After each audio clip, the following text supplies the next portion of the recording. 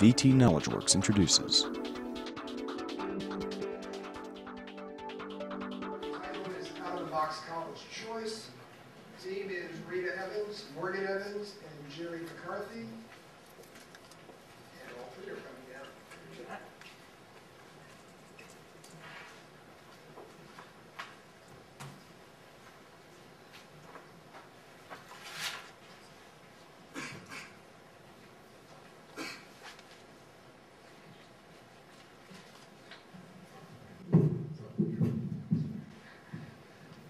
Hello, how are you? Good? Alright, I'm glad lunch didn't get you down. Alright, well my name is Morgan Evans, this is Rita Evans, and this is Jerry McCarthy. How many of you have kids? Quite a few of you. Now, how many of those kids are past college level? Not that many. So, a lot of you don't know how difficult college tours and all that stuff is. You're about to get there, and you know it's going to be bad, but you don't know quite as well as the people that have gone through it already. So, what could we do to make that easier, or make that problem not even exist?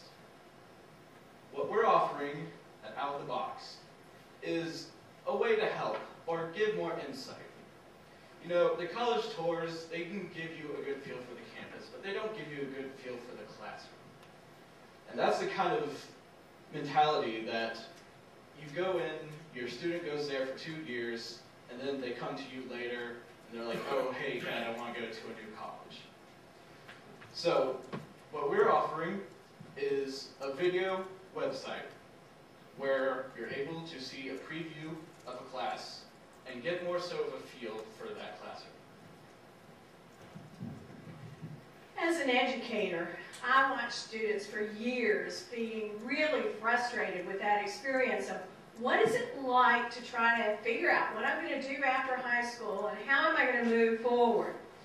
And I didn't just find this with my students, I found it with my own children and their friends as well. Choices have expanded so much. We've gone so far beyond the time frame that many women from my age bracket have found, where your choices were, you could be a teacher, you could be a secretary, and you could be a nurse, or you could be a housewife, and that was pretty much it. We're nowhere in that realm now. The choices are enormous, and they're expanding as we speak, and it's so hard for students to have an idea of where to put themselves in that place. Today's student is experience-driven, and they're going to expect methods that meet that need.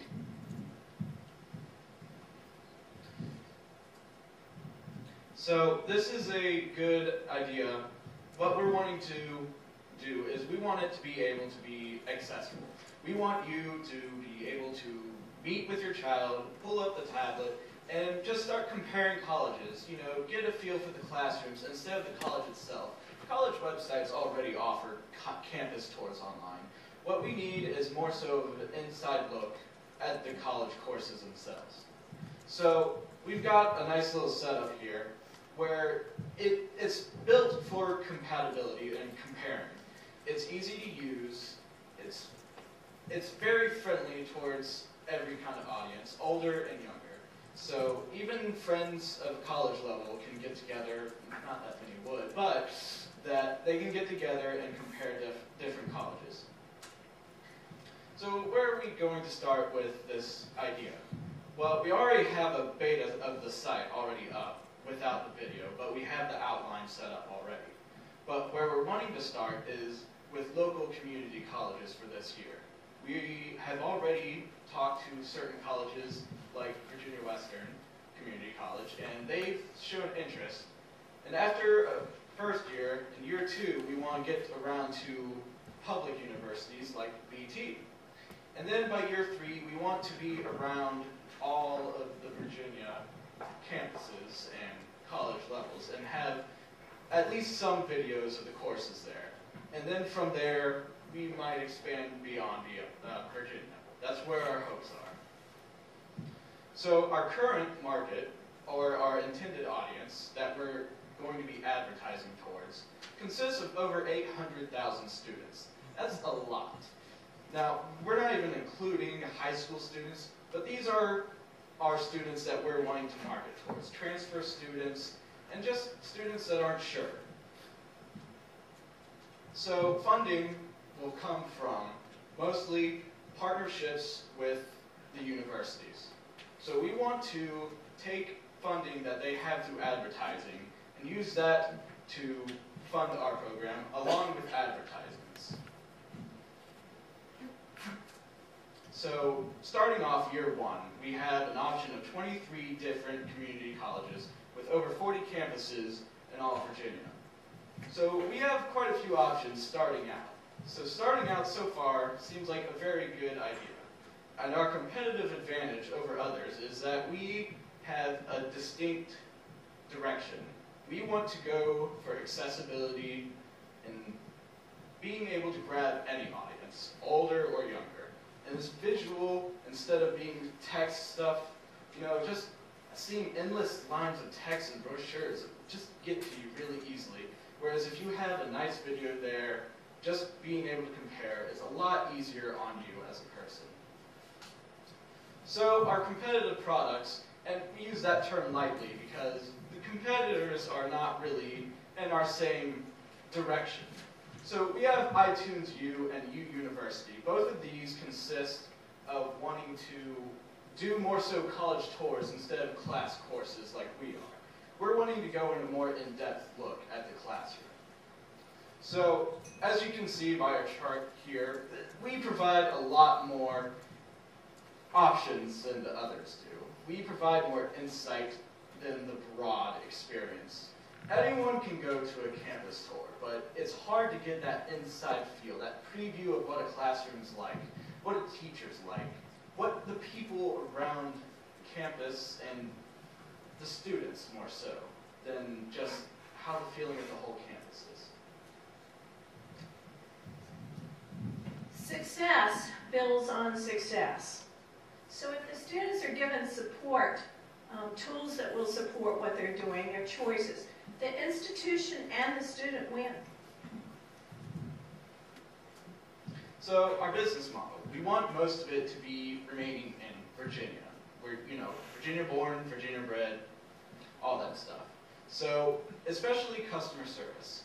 We want to make sure customer service stays here because it's easy to outsource that kind of thing. But we all agree that in Virginia, there's no more helpful people and no more nicer people anywhere else. So we believe in keeping a lot of it in Virginia, and we want to help make Virginia a lot better with what we can do. And eventually, we want to get national, but we're going to keep to benefiting Virginia on a more close base. So what we would be outsourcing is web design and hosting for servers and server maintenance, which relatively aren't that expensive considering the scope of what we're talking about.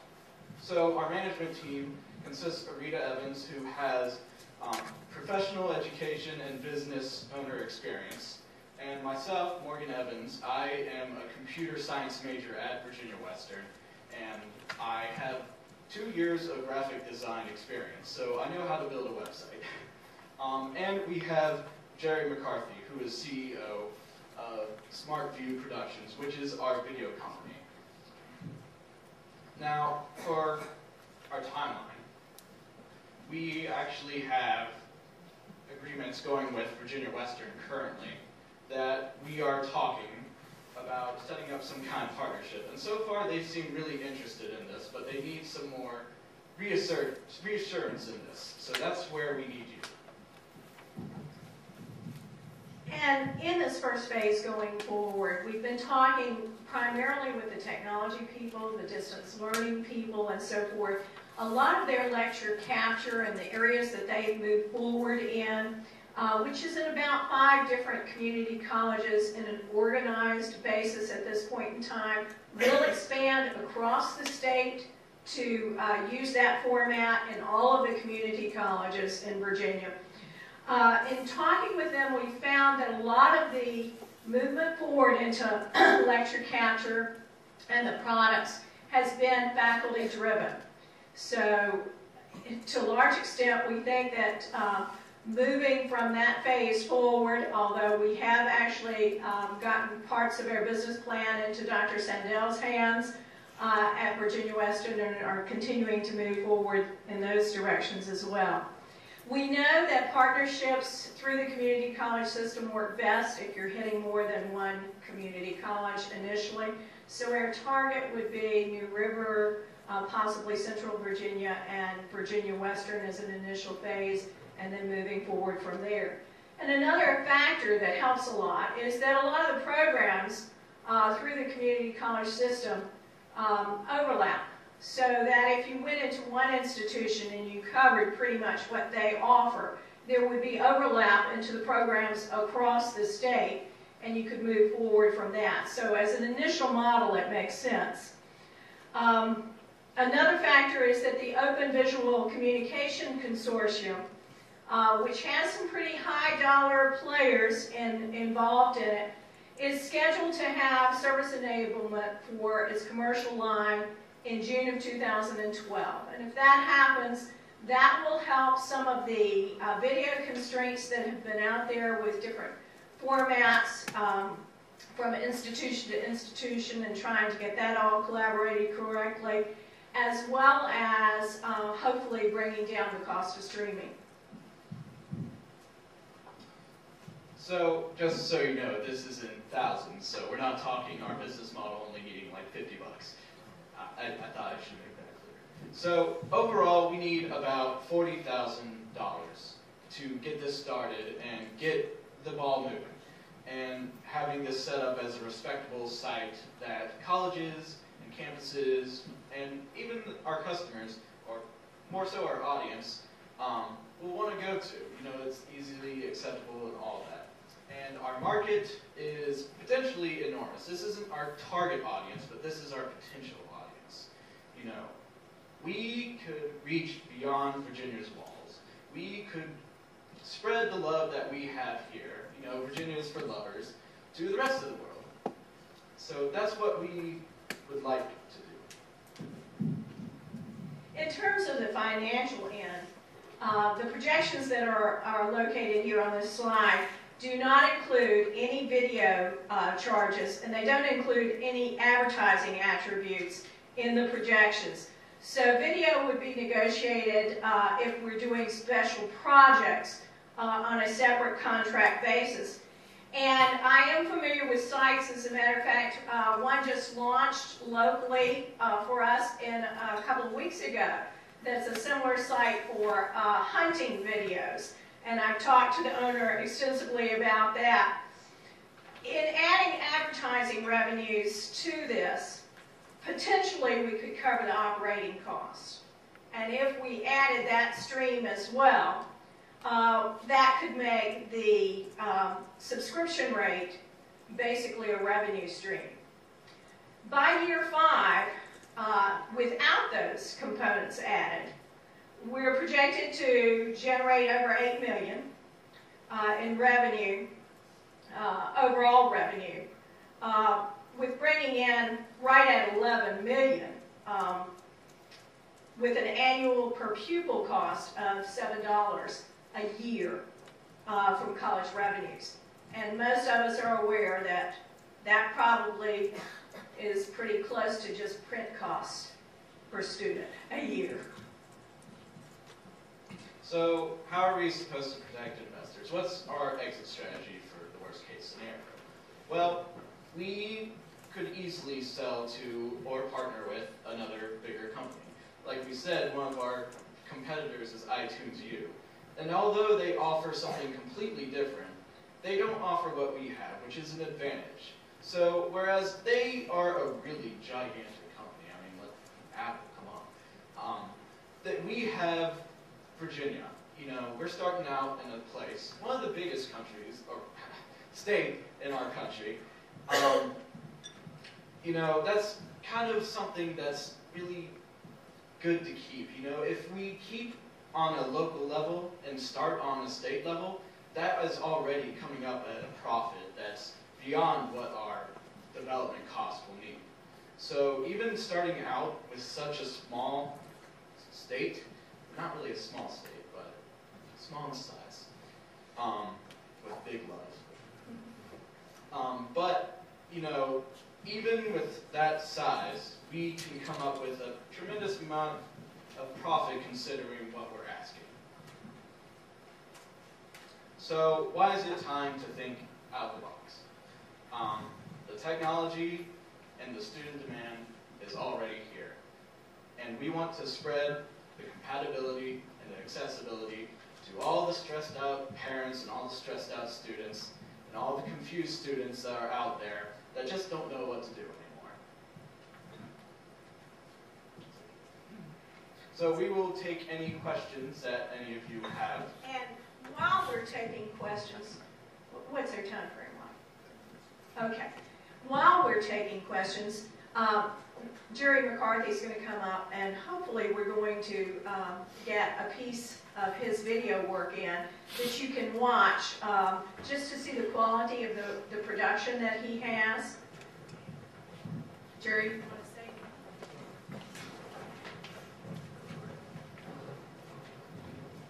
The video actually has nothing to do with what we're presenting, other than the fact that as a member of the team, I wanted you to see the quality of the professionalism of the team that Rita's put together. And we're going to turn the audio down after the opening.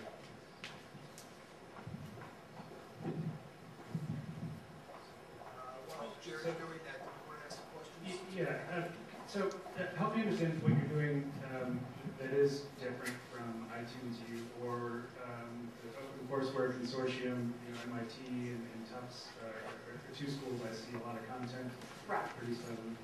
And the big thing is that we're tying it in to be like a college catalog, which they're not tied in along those lines, so that it can be accessed in that direction and so that it's program directed. It's not to say that they're not doing lecture capture. iTunes, one of the drawbacks of iTunes is that it is by application. So you could actually apply, which Virginia Western did, and not be accepted. And so you don't have anywhere to go if that's the case. And iTunes is certainly developing itself along the line of the larger institutions at this point. Okay. And so are you guys going out and doing the video capture piece of this, or are you relying on the university? Our plan is to work with the university or with the organization initially on those products, and that was part of the reason that we looked at the Virginia Community College system, because we know they're using a particular lesson capture tool and that they're putting it into their schools extensively, and that they're already working with that product. And that's one reason for starting there, is because it's already going on and moving forward. Whereas if we worked with someone else, we might actually have to do more of the video footage and that kind of thing. It's not that we wouldn't provide that or that we wouldn't work in those regards, but there are cost factors that have to be considered with that. And so it's whether that's affordable to do that on that basis. Lecture capture is far more affordable. So yeah, let me ask a question here. How long are the videos going to be? You know, potentially you're looking at something that's a snippet, something that's going to really give you a feeling of that program, a feeling of that class. But again, that's something that can be negotiated as to how the institution actually wants to set it up. We don't have to dictate all of those things to them. And I guess that was my other question, is it going to be difficult to get permissions to do that? I mean, are Student permissions, is that what you're thinking in terms of? more the professor, Um, are they agreeable to this sort of thing? That is the interesting thing, and again, another reason that as we started learning about this process, we looked at the community college system. Community college professors were actually very skittish about the idea of lecture capture when they first began using it. They were afraid their students wouldn't come to class. They were afraid of, whether they would be out of a job down the road because lecture capture would take over. And they have found that is not the case. They have found that pretty much the things that they are doing are being used for review by students. Their attendance has not dropped off in any fashion, and the professors are actually the people that are embracing it. The professors at Virginia Western are the reason that it's going campus-wide there, because they want it. So that's a good thing.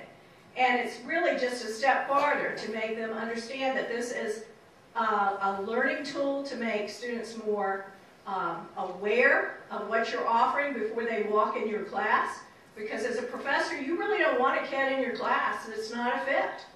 That doesn't help you, it doesn't help them, it doesn't help their class, and in the long run, it doesn't help the institution. So this is a way to avoid some of those things that we found are happening because kids are not informed enough. I had a question around the revenue model. I mean, the revenue model you showed is, you know, is a business plan's dream. I mean, you had high revenue, or your revenues were growing, your gross margins were extremely high, your EBITDA was off the map based off of those revenues. So what are the costs? I mean, there got to be costs, and it got to be recurring, right? Right. And I projected in additional costs for programming with each step forward. I projected in additional costs of streaming with each step forward. And I projected in additional personnel costs with each step forward other than that first plan. And that first year, I think we're going to have to do some work that might not be compensated. So, going to your question, our first year, our main costs go into servers and web hosting. Eventually, when we expand, we want those servers and we want to hire some programmers to come to us so we don't have those expenses spending on outsourcing those. So eventually, we want to become all home-based so that we can reduce as much cost as possible. But for our first year, we can't really afford servers and server maintenance, and it's a real big responsibility. So we don't want to put that much risk into our first year. I guess number one, I think you have it backwards. The server cost is the least of your costs. The development, are you a programmer? Yes, sir. Doing this thing is massive database, massive streaming, massive all of that stuff. And you're dealing with universities. Universities, the first chance they get, they do it internally and not just cancel your account. So I'm just curious, how do you, if you fail, what would you do? How would you fail next week? Okay, how would we fail when? What was the last? Let's say next year. Okay, next year. What causes you to fail? All right, first of all, talking to the community college system, part of the problem is they don't have manpower to do this right now. They'd love to do it, but they don't have manpower. So, trying to find a place that the cost factor is not a negative thing for them. Looking at that, we didn't have it in the plan, but I actually emailed Dr. Daugherty yesterday. And if those projections are right, I don't need that much money, and hopefully my son doesn't, and hopefully Jerry does. And it actually dawned on me that one of our exit strategies could be to actually have turn it over to a nonprofit or have a nonprofit arm that fed back into some of these institutions with scholarships. And there's a point at which you reach, that might be a great idea to exit. And that is a way of saying, hey, let's work these kinks out, let's work these cost problems out right now. Let's do something that the time is right to do right now. Let's find a way, and then let's find a way to give back later on. Again, print cost per kid, $7 a year, probably isn't a whole lot. So another upside and possible failure is that if what we're offering is a lot more high quality than what a lot of universities have. A lot of universities have like webcams attached to the roof where they project what the class, what they're teaching. we don't feel like that gives a really good feel to the classroom. It's just kind of static, if you know what I mean by that. Well, what we actually have, we're working with Jerry, who owns a company that works in this stuff, video and all that, and is a lot better at giving a feel.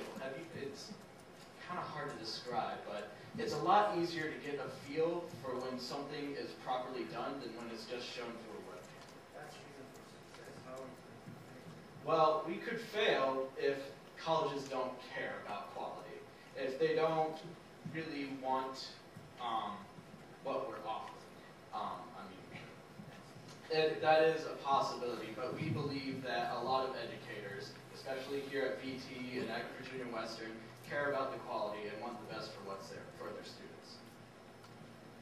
And do you think the investors care about Virginia or not? Well, I'd like to say both, but That's all I want. So I'll follow up with my question. It was exactly that. If I'm sitting here as an investor, I appreciate your excitement about Virginia. I've been here by choice 26 years, having come from Massachusetts. I love Virginia, but I also like Costa Rica, and I like California, and I like Massachusetts. And every time you said Virginia, Virginia, Virginia, for me it was a negative, because a lot of students may not go to Virginia, so you're making your product so narrow, almost again like a one flavor sort of thing. What if somebody wants a different flavor? What now have you done with your product and its like usefulness?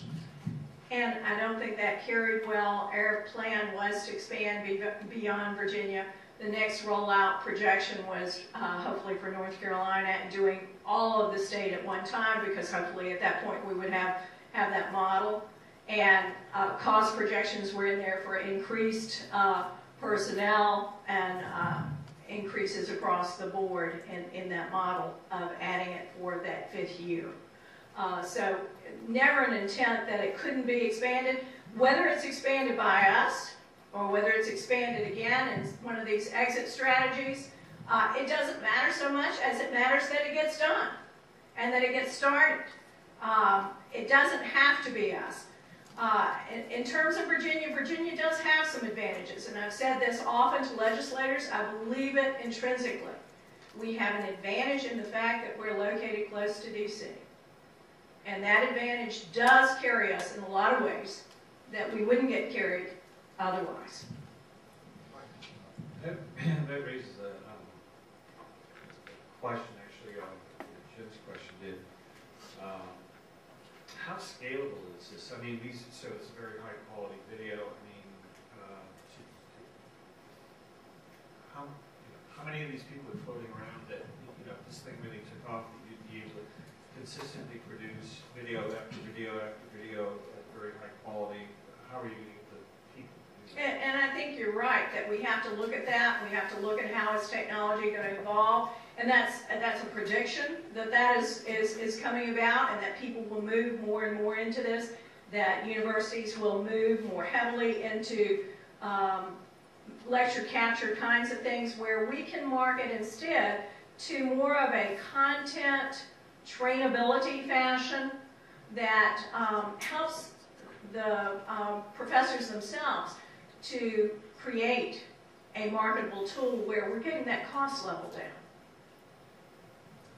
I can stop there so we stay on schedule.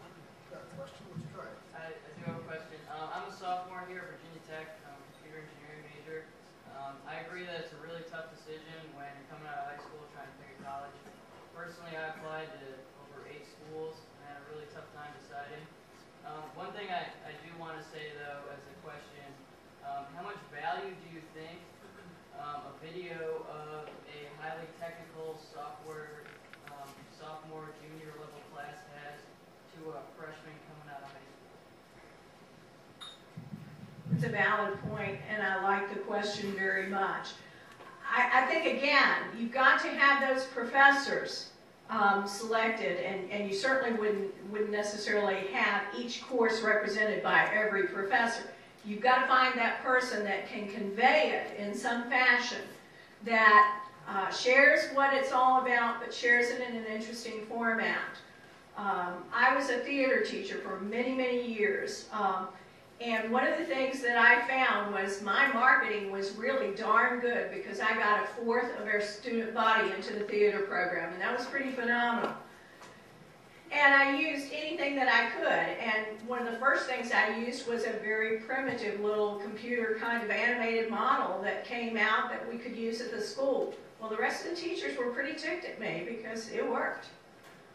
So, you use what's there, and you market in that fashion, but you're honest with the students as well. Is that there? I'm sorry.